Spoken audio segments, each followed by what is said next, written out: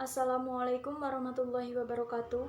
Saya Monica Agina Fratilova, NIM 1950210010 bersama teman-teman saya dari kelompok 1, yaitu Anissa Kotrun Nada Rahmawati, NIM 1950210001, Berliana Wahidatul Martafioni, NIM 1950210027, dan Nurjanah, NIM 1950210032.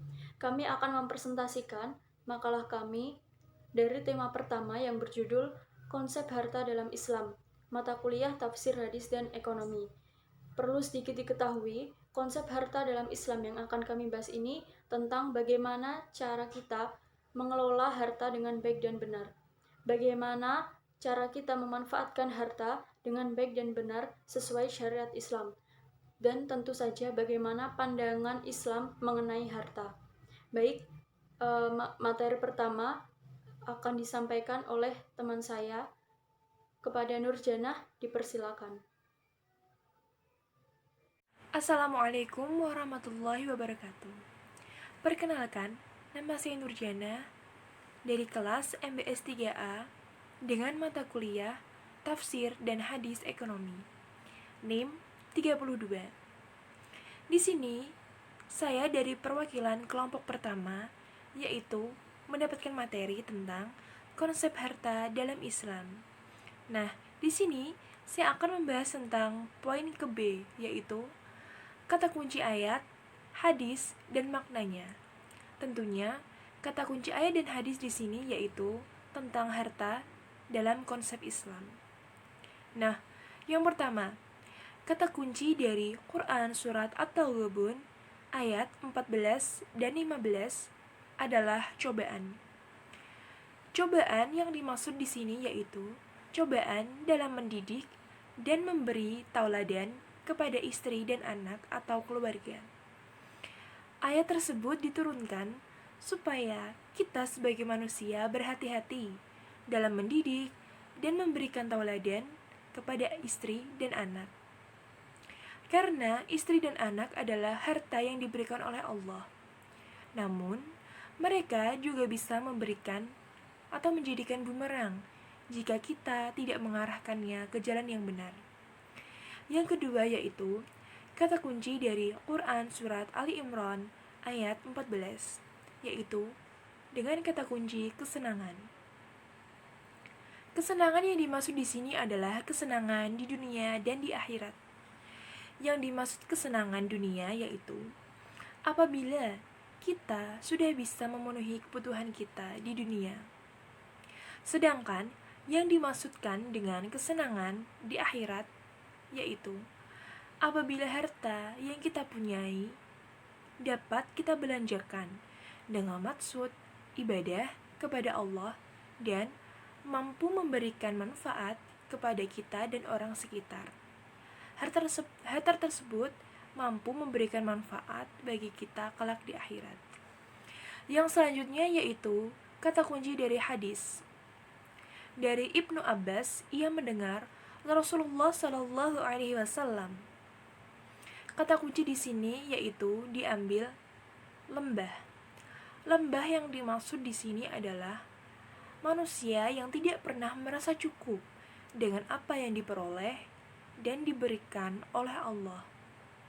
Selanjutnya yaitu yang keempat, kata kunci dari hadis dari Abu Hurairah, Rasulullah Shallallahu Alaihi Wasallam. Kata kuncinya yaitu ridho. Ridho yang dimaksud di sini adalah sebagai manusia sudah sepatutnya yaitu kita apapun yang kita punya dan yang diberikan oleh Allah, kita harus ridho dan harus tetap mensyukurinya. Terima kasih. Mohon maaf atas segala kekurangan. Assalamualaikum warahmatullahi wabarakatuh. Perkenalkan, nama saya Anissa Kotrunada Rahmawati. Di sini saya akan menjelaskan tentang poin C, kapan dan peristiwa. Harta pada hakikatnya merujuk pada semua parlementer sumber-sumber alam.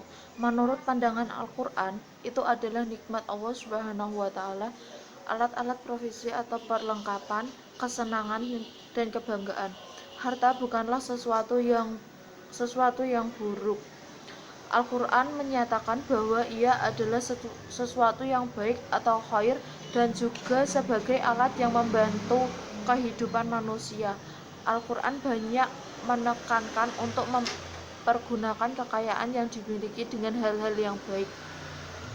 Harta dalam Al-Quran disebut dengan al-mal, jamaknya al-amwal, yang secara literatur artinya cenderung pada, condong pada, doyong, miring, suka, senang, simpati kepada, menyokong, membantu, melangkah, menuju. Al-mal, khususnya uang, merupakan sesuatu yang membuat membuat semua dan setiap orang menjadi suka, bahkan tidak sedikit orang menggapainya dengan hal segala cara. Menurut kompilasi hukum ekonomi syariah pasal 1 ayat 9, amwal atau harta adalah benda yang dimiliki, dikuasai, diusahakan, dan dialihkan, baik benda berwujud maupun tidak terwujud, baik benda terdaftar maupun tidak terdaftar, baik benda bergerak maupun tidak bergerak, dan hak mempunyai nilai ekonomis. Dilihat dari jenisnya, amwal dibedakan ke dalam dua macam, yang berbentuk mata uang yang lazim disebut al-nuqud. Al-nuqud adalah harta yang berbentuk mata uang atau sejenisnya seperti emas, perak, dirham, uang giral, uang kartal, dan lain-lain. Sedangkan benda atau jasa yang disebut al-rud. Ada juga yang berbentuk benda dan jasa yang bisa disebut al-arud. Al-arud adalah harta yang tidak berbentuk mata uang seperti tumbuh-tumbuhan, perkebunan, atau pertanian, binatang ternak, benda tidak bergerak seperti tanah, rumah, dan termasuk hak cipta lainnya. Baik, materi berikutnya yaitu D. Uraian ayat dan hadis serta korelasi dengan ekonomi. Jadi korelasi ayat dan hadis tersebut dengan ekonomi yaitu 1. Pemilik mutlak terhadap segala sesuatu di bumi itu hanyalah Allah Subhanahu wa taala, dan manusia itu hanya relatif dan terbatas kepemilikan hartanya. Kemudian yang kedua yaitu harta sebagai perhiasan hidup yang mengakibatkan manusia cenderung menguasai. Kemudian yang ketiga yaitu harta sebagai ujian keimanan manusia, bisakah dimanfaatkan dengan benar atau tidak. Yang keempat yaitu harta sebagai bekal ibadah, bukan untuk ditimbun. Bekal ibadah itu seperti zakat, sedekah, dan infak. Yang berikutnya yaitu dalam sistem ekonomi Islam, harta adalah kepemilikan mutlak Allah Subhanahu wa taala, dan pengelolaannya itu berada di tangan manusia. Selain itu, harta dijadikan wasilah untuk mendukung kegiatan ibadah maupun muamalah, contohnya tadi zakat, sedekah, infak, dan hibah. Kemudian dalam sistem ekonomi Islam, harta itu merupakan modal dan faktor penting, tapi bukan yang terpenting. Yang terpenting adalah manusia itu sendiri dan menempatkan alam sebagai modal dan faktor produksi kedua. Dalam syariat Islam, fungsi dan peran harta untuk memelihara dan meningkatkan keimanan sebagai usaha mendekatkan diri kepada Allah Subhanahu wa taala, seperti bersedekah contohnya, untuk keberlangsungan hidup dan untuk menyelaraskan kehidupan dunia dan akhirat.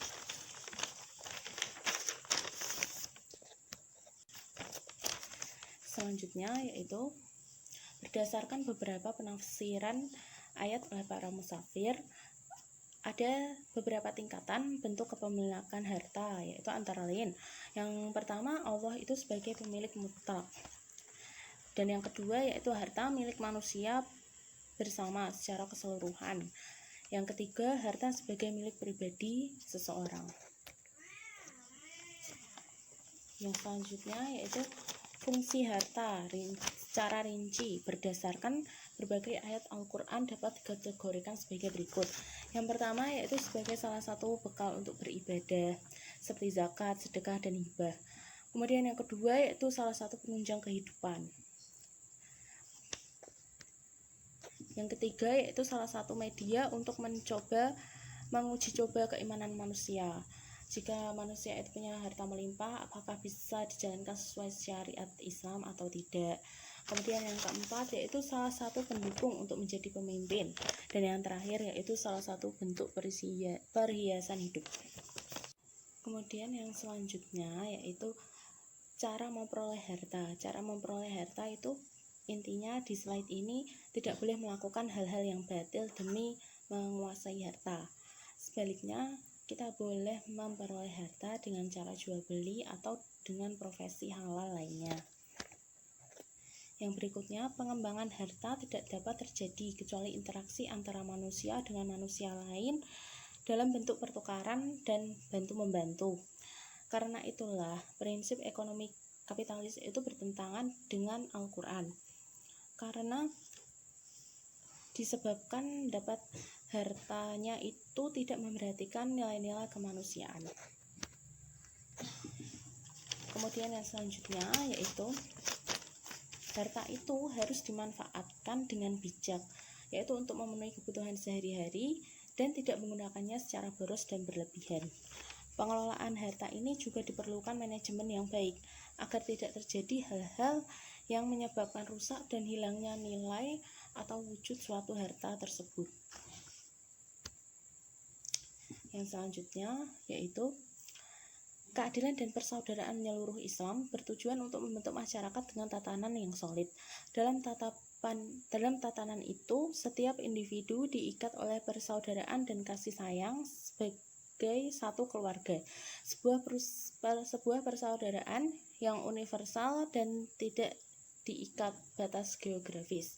Keadilan dalam Islam memiliki implikasi sebagai berikut. Yang pertama yaitu keadilan sosial. Islam menganggap umat manusia sebagai satu keluarga tanpa memandang fisik, kemiskinan maupun yang lainnya. Karena semua manusia itu di hadapan Allah itu sama derajatnya, yang membedakan hanyalah ketakwaan mereka. Kemudian yang berikutnya yaitu keadilan ekonomi. Konsep persaudaraan dan perlakuan yang sama bagi setiap individu dalam masyarakat dan di hadapan hukum harus diimbangi dengan keadilan ekonomi. Yang berikutnya yaitu keadilan distribusi pendapatan, kesenjangan, dan kekayaan alam yang ada di masyarakat. Assalamualaikum warahmatullahi wabarakatuh. Saya Monika Gina Fratilova, NIM 10 akan berusaha menjelaskan kandungan nilai, hukum, dan hikmah dari ayat dan hadis yang terdapat dalam makalah kami, yaitu makalah kelompok 1 mengenai konsep harta dalam Islam. Oke, pada intinya, semua ayat-ayat dan hadis dalam makalah kami ini menganjurkan kita sebagai manusia harus mampu mengelola dan memanfaatkan harta dengan sebaik-baiknya. Karena apa? Karena sejatinya harta itu merupakan titipan dari Allah dan pasti akan kembali kepada Allah. Jadi jangan sampai ada rasa tamak di hati kita, merasa harta itu milik kita sendiri, padahal sebenarnya dalam harta yang kita miliki ada hak orang lain juga. Nah, di sini harta memang penting. Harta memang penting untuk memenuhi kebutuhan hidup manusia dan memperoleh kebahagiaan di dunia dan di akhirat. Saya katakan harta penting, harta itu penting karena tidak bisa dipungkiri kita hidup menggunakan harta. Dan bahkan Allah juga menurunkan harta untuk kita. Allah menciptakan bumi beserta isinya itu tidak lain dan tidak bukan untuk memenuhi kebutuhan hidup manusia, untuk kemaslahatan manusia. Kurang bersyukur apa kita? Nah ini saya katakan kebahagiaan untuk memperoleh kebahagiaan di dunia dan di akhirat. Bisa dikatakan kebahagiaan di dunia apabila kebutuhan kita dan keinginan kita di dunia itu terpenuhi. Bisa dikatakan kebahagiaan di akhirat apabila kita berhasil dalam mengelola atau memanfaatkan harta menjadi nilai ibadah sehingga mampu mengantarkan kita ke surganya Allah. Selanjutnya, ya saya katakan di sini harta memang penting, tapi harta bukan yang terpenting. Karena sesungguhnya yang terpenting itu adalah manusia itu sendiri. Karena apa? Karena manusia di sini sebagai pengelola, manusia di sini sebagai yang memanfaatkan. Jadi akan menjadi baik atau buruk, akan menjadi apa harta itu tergantung dari pengelolaan manusia itu sendiri. Jadi kita harus berhati-hati dalam mengelola harta. Jangan sampai kita terjerumus ke dalam api neraka hanya karena kita salah langkah dalam mengelola harta tersebut. Oke. Dan selanjutnya saya katakan di sini bahwa harta paling berharga adalah keluarga. Karena apa? Dalam keadaan apapun, mereka tetap harta kita. Mereka tetap keluarga kita. Dan mengapa saya katakan keluarga adalah harta? Karena harta ini bukan melulu tentang materi. Keluarga juga harta. Semua yang ada di alam ini itu juga harta yang dilimpahkan oleh Allah untuk manusia. Nah, oke, saya katakan juga keluarga bisa menjadi jalan surgamu, tapi juga bisa menjadi sebuah cobaan bagimu jika kamu tidak mampu mengarahkan ke arah yang benar. Sesuai hadis yang ada di atas, salah satu hadis dari makalah kami itu mengatakan bahwa istri-istrimu dan anak-anakmu bisa menjadi cobaan bagimu. Nah, maksud dari hadis tersebut itu istri dan anak-anak kita atau keluarga kita itu sendiri bisa menjerumuskan kita apabila kita salah atau kita tidak mampu untuk memberikan teladan yang baik. Kita salah dalam mendidik mereka. Jadi harta itu kita harus hati-hati dalam mengelolanya. Quran Surat Al-Baqarah ayat 188. Bismillahirrahmanirrahim.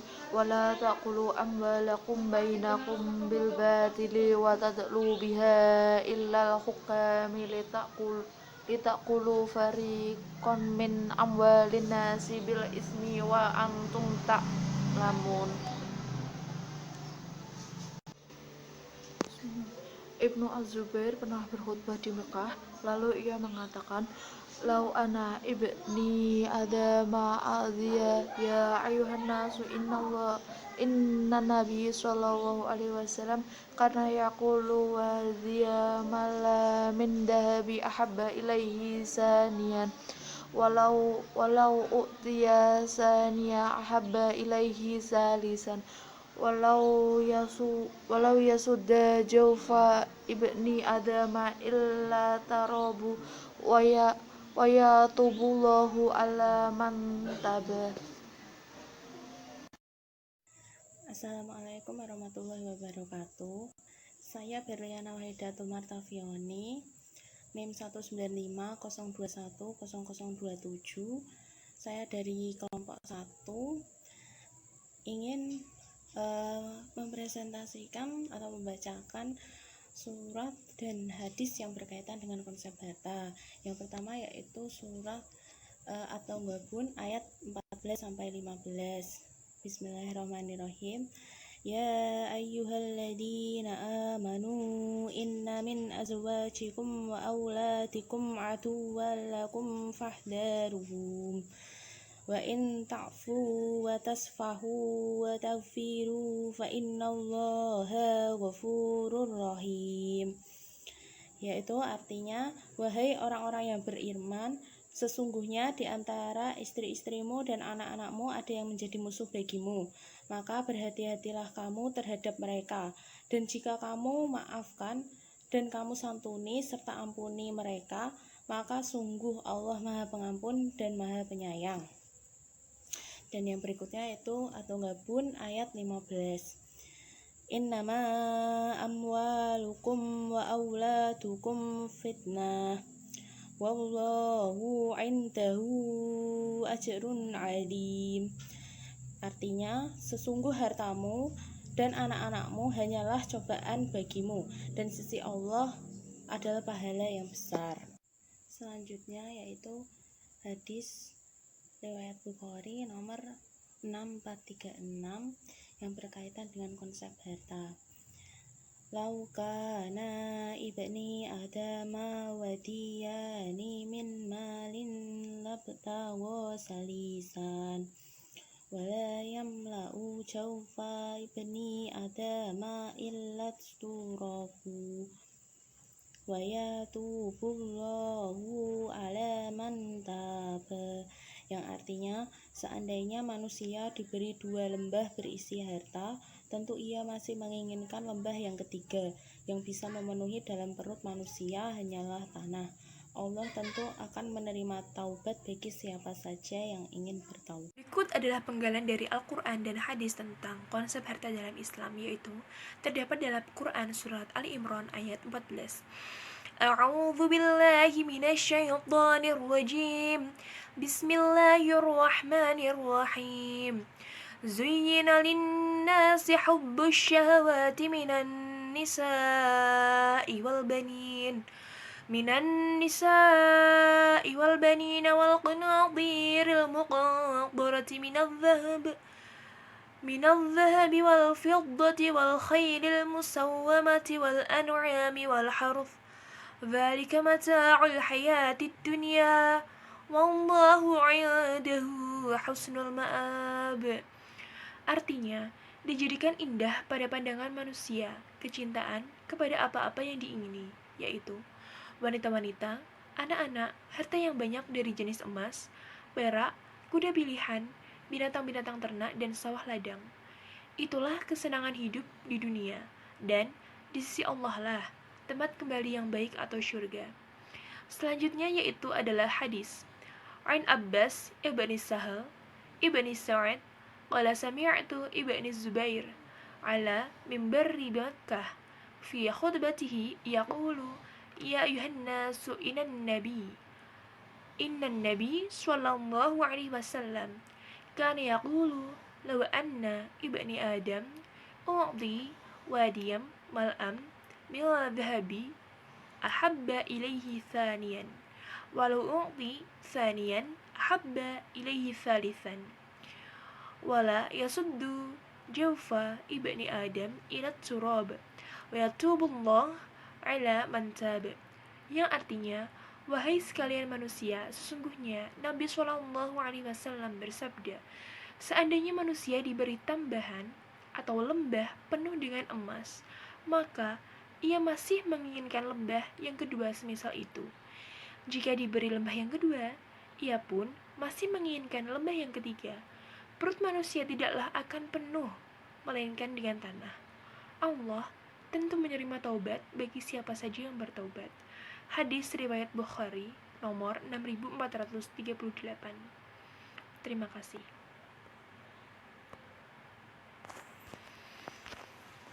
Selanjutnya saya akan membacakan salah satu ayat yang terdapat dalam Al-Quran tentang konsep harta dalam Islam, yaitu terdapat dalam Quran surat An-Nisa ayat 5 yang berbunyi Bismillahirrahmanirrahim. Wala tu'tus sufaha'a amwalakumul lati ja'alallahu lakum qiyaman warzuquhum fiha waksuhum wa qulu lahum qawlan ma'rufa, yang artinya, dan janganlah kalian wahai para wali menyerahkan harta kepada orang-orang yang tidak pandai membelajakannya, karena Allah menjadikan harta sebagai penopang kemaslahatan dan urusan kehidupan manusia, sementara mereka tidak cakap untuk mengurus dan menjaganya. Dan berikanlah nafkah serta pakaian kepada mereka dari harta tersebut. Ucapkanlah kata-kata yang baik kepada mereka, dan berikanlah janji yang baik kepada mereka bahwa kalian akan menyerahkan harta mereka setelah mereka dewasa dan mampu mengelolanya dengan baik. Jadi isi dari surat ini yaitu tentang harta yang nantinya akan diberikan kepada anak yang sudah cukup umur untuk mengelola harta tersebut. Jadi ayat ini tentang semacam wasilah atau warisan yang diberikan kepada anak yang masih di bawah umur. Saya juga akan menyampaikan salah satu hadis yang diriwayatkan oleh Imam Bukhari yang berhubungan dengan konsep harta dalam Islam, yang berbunyi Ta'isa abdud dinar wad dirham wal qatifati wal khamisah in a'tiya rodiya wa illam yu'talam yardo, yang artinya celakalah hamba dinar, hamba dirham, hamba pakaian, dan hamba mode. Jika diberi ia ridho, namun jika tidak diberi ia pun tidak ridho. Hadis riwayat Bukhari nomor 6435. Yang mana hadis di atas menyampaikan bahwa manusia tidak pernah merasa puas dengan harta. Hadis ini adalah celaan bagi orang yang terlalu tamak dengan dunia dan tujuannya, sehingga ingin memperbanyak harta tanpa memikirkan akhirat. Sekian dari saya. Wassalamualaikum warahmatullahi wabarakatuh.